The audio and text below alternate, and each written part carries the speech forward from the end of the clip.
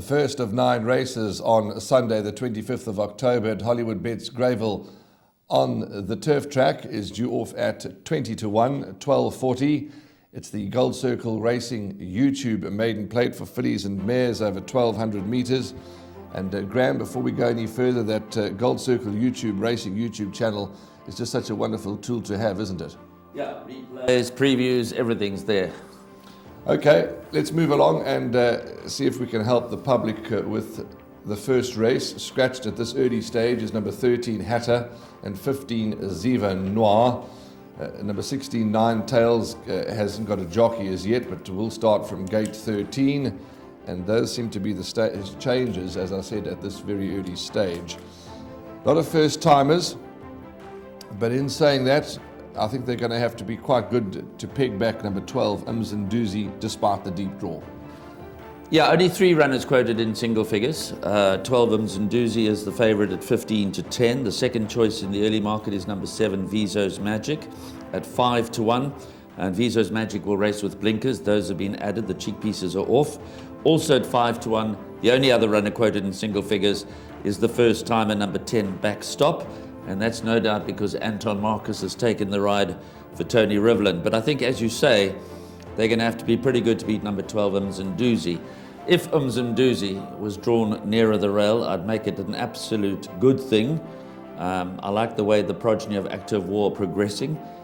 Good improvement in its second start, looks ready to win. But the draw has been the undoing of many a good horse at Hollywood Bets Greyville.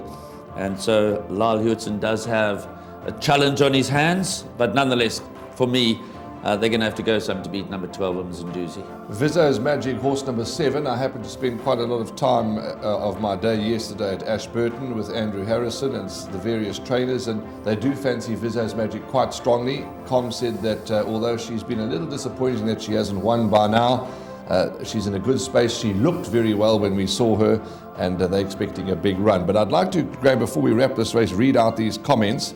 Horse number 1, Diamonds and Toads, is returning from a very long rest. The stables say that she enjoyed the break and they are expecting a nice run. Queen Dora, Mark Dixon, says that this filly will need the experience. Rule the Runway for Dennis Dreyer, may just need it. And how on earth do you pronounce horse number 8?